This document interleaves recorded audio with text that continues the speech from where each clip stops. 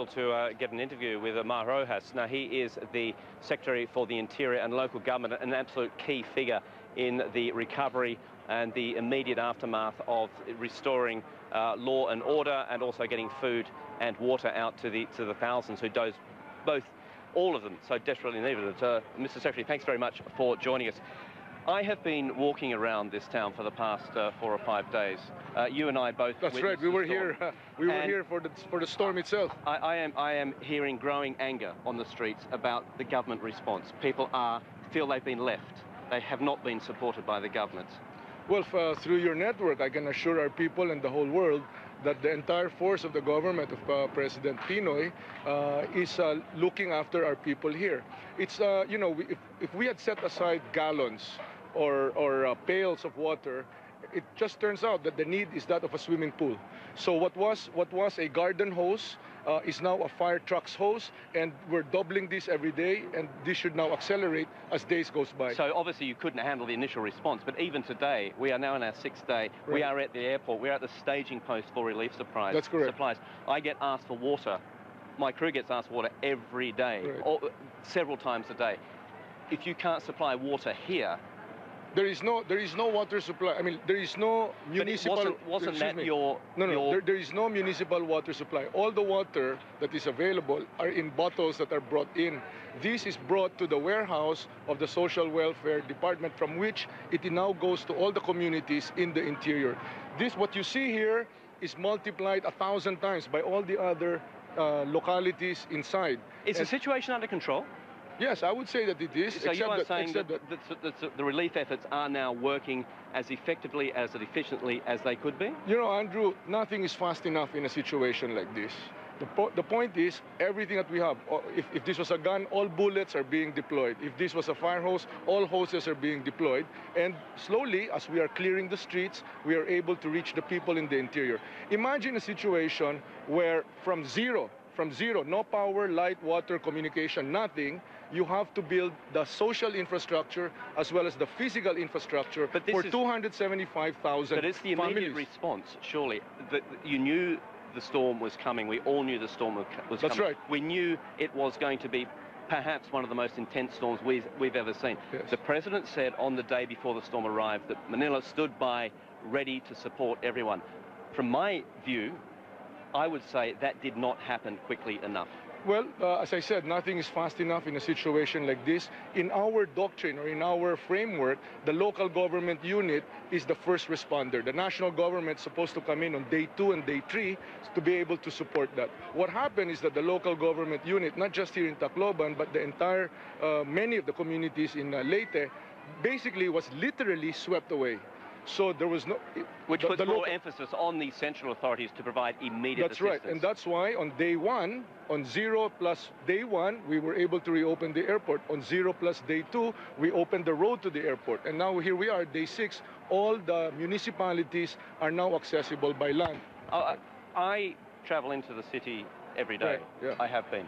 And every day I have been passing the same bodies on the street. Maybe what I want to know is that you are trying to reassure the people. Right. The people are living wherever they can. They are still living next to decomposing Let me just corpses. correct that. They're not the same bodies. Because every day we pick up the bodies. I myself led a cadaver recovery team yesterday and the day before. With respect, I see the same ones. Well, they may look like they're the same because they're in the same looking body bags. The point is, what's happening is as we pick up along the main road, all of the bodies in the interior are then brought out. So then the next team, there's 2 rounds every day, the next team then goes and picks it up. Last night, after I left here, the airport, around 11 or midnight, as I was going out, there was another batch of bodies which are now being picked up again by the same cadaver recovery team. When will the streets be clear? When will the stench of death actually stop being apparent in the city next to the major staging post? There are still, what I can say, about 20 or 30 bodies just nearby. Well, you know, Andrew, let me give you our situation. Right now, we have 20 trucks operating. 20, the totality of 20. We split that in half. One half of that is in food delivery, one half of that is in clearing the streets, and a quarter, meaning one half of that one half, is in cadaver recovery.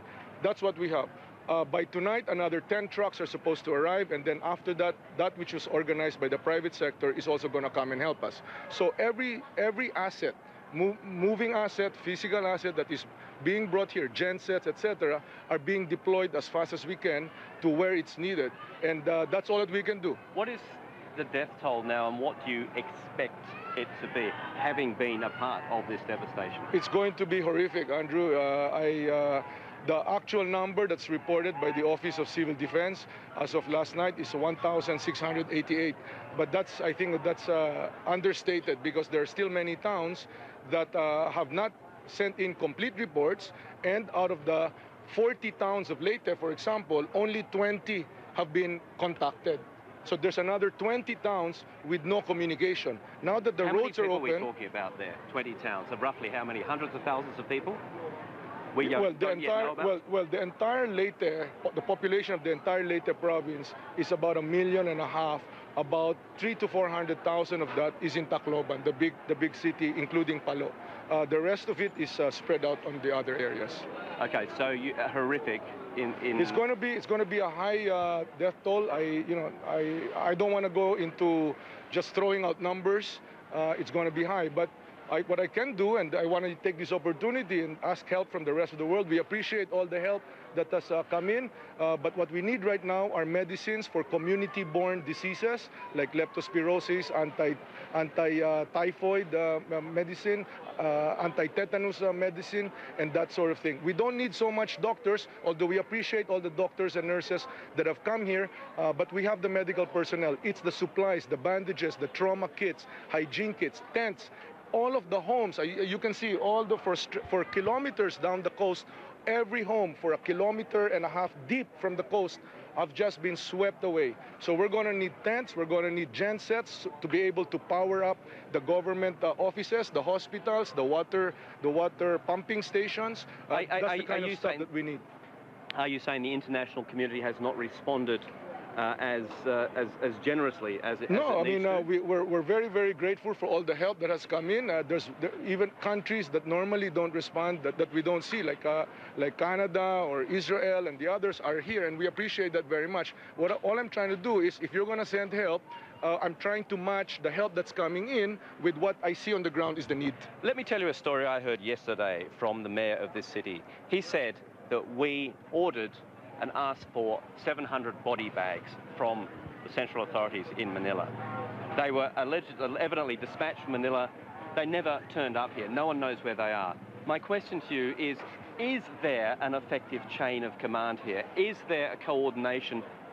Do you think that you have the right structure in place to deal with this? Because, again, from what I'm sitting, it seems to be uncoordinated. It doesn't seem to be working nearly efficiently enough. Well, as I said, every effort, there's nothing as big or nothing as fast in a situation like this. It's chaotic. There's no baggage tags. All the supplies just come in unmarked boxes. So yes, it's very easy for I don't even know about that, but it's very easy for 700 body bags to get lost. Nonetheless, as of yesterday, I know that the Army and the local city already has 500 body bags that they're deploying. So those body bags are going to be found, and we're going to need more. And there's more that's coming in from the central office. Do you think martial law should be declared here? I know a curfew is now in place. Yeah, well, even the curfew, the curfew is de facto, not de jure, because the city council cannot get a quorum because they themselves are victims. But surely you need to override bureaucracy and red tape in this situation. Which is why it is de facto, meaning it's in place even if there's no technical paper legalizing it. It is de facto, the PNP is enforcing it. We have brought in 1,000 additional PNP from outside of Tacloban and Leyte to be able to augment the forces here. I'll give you an example, Andrew. Tacloban Police Station has manpower of 293. On day +1, that is Saturday, 24 hours afterwards, Saturday, only 20 showed up.